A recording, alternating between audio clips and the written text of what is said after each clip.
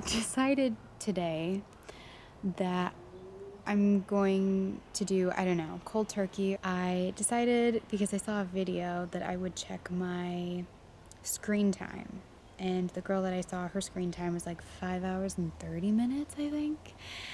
And mine was 6 hours and 42 minutes. It was 6 hours and 42 minutes.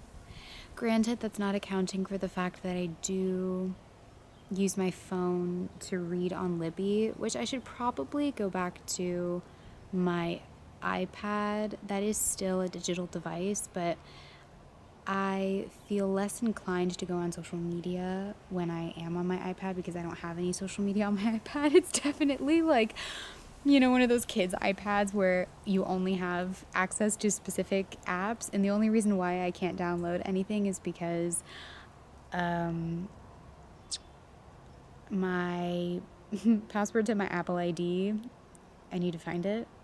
So I'm kind of like stuck with the apps that I have on the iPad, which is not necessarily bad, and it's actually good, and I'm going to keep it the way that it is. But I don't know. I realized the last couple of days I've spent a great deal of time on my phone. I thought this would be the perfect time to start on my spring TBR because I have quite the list. So, yeah. But with that being said, now I'm trying to figure out what to do with my day, and I've decided that after years of wanting to go here, I decided to just make an appointment. An appointment? Is it right to say appointment? Schedule a time and go to the Norton Simon. So it opens at 12. I'm waiting for it to open. That's why I started reading. But I'm going to head to the Norton Simon and see some art.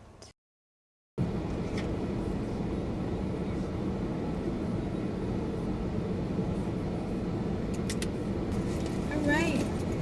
Okay, let's go. I'm so excited.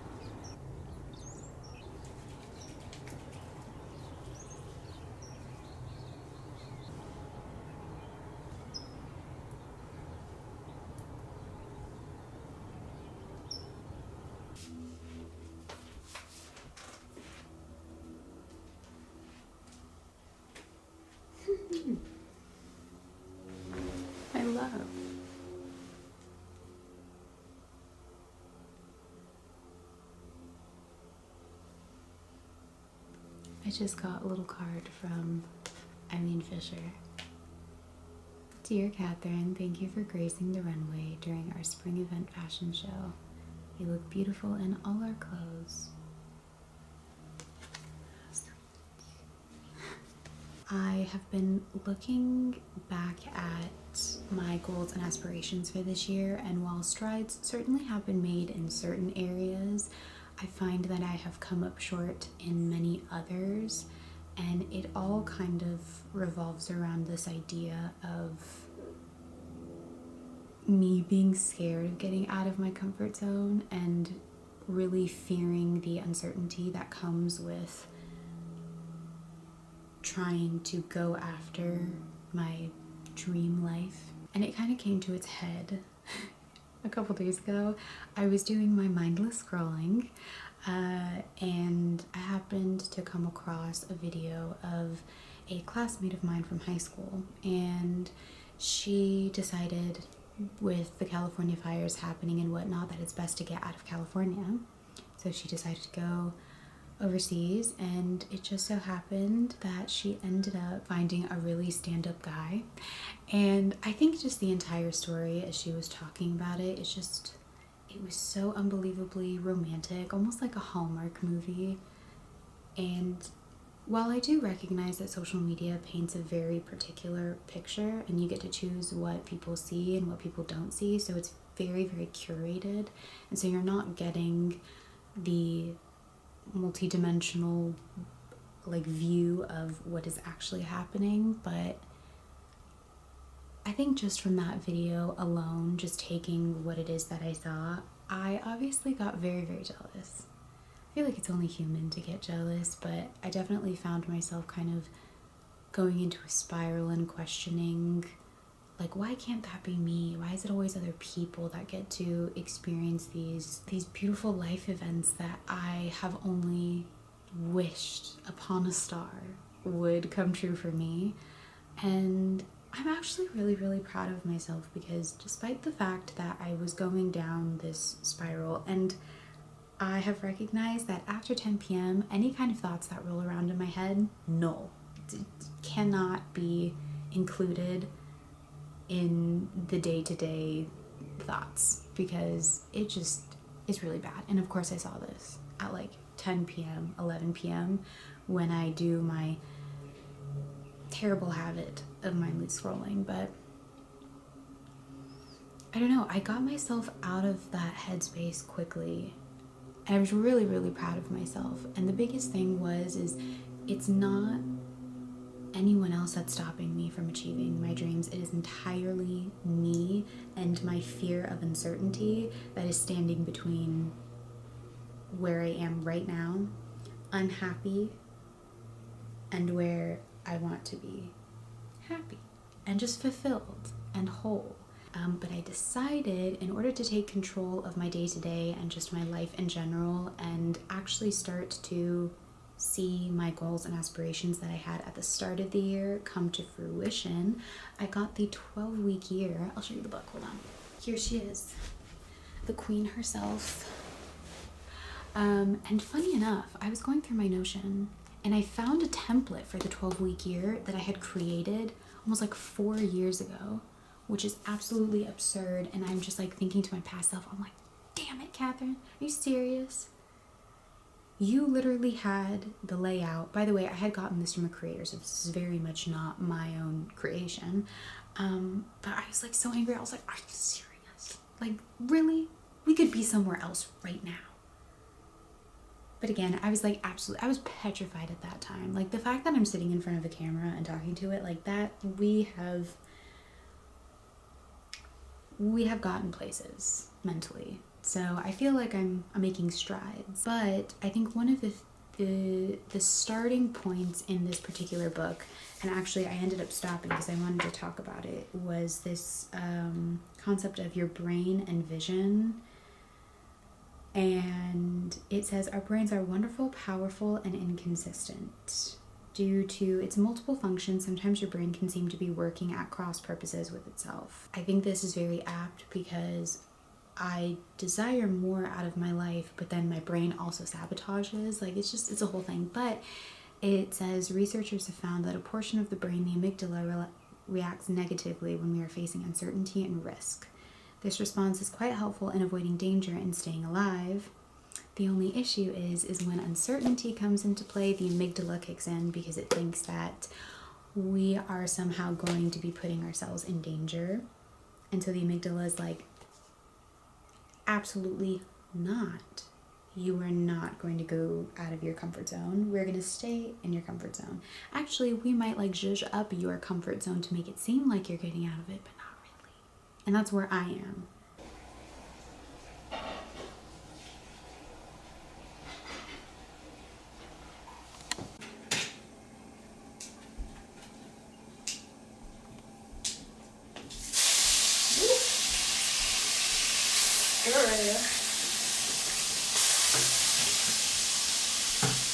Oh, hello, Snooty.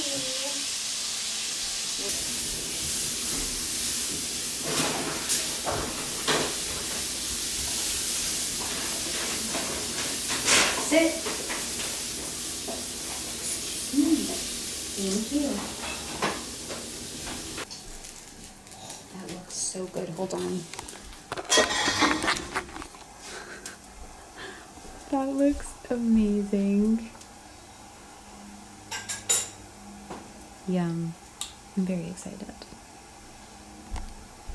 Kind of tempted to have the white, but we just bought, oh, can you see me? I don't know. We just bought this one from Trader Joe's. I got it, I think, a couple weeks ago, and I really liked it. La Ferme Julien. Butchering it fantastically. But I'm tempted. My mom said, it's not super cold, but my mom will probably have this with ice. But I don't know if I should do white. Let's see.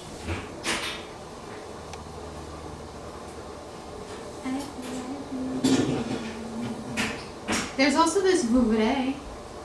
Or you want rosé? Vouvray with something. Rosé just with ice. Okay.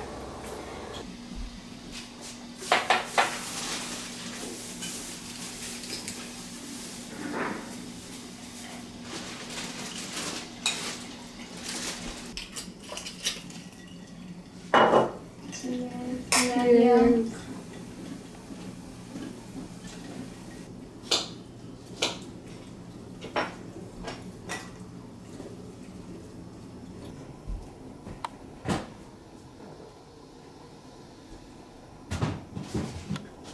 She did some movies and they did some stuff together. My mom's absolute favorite.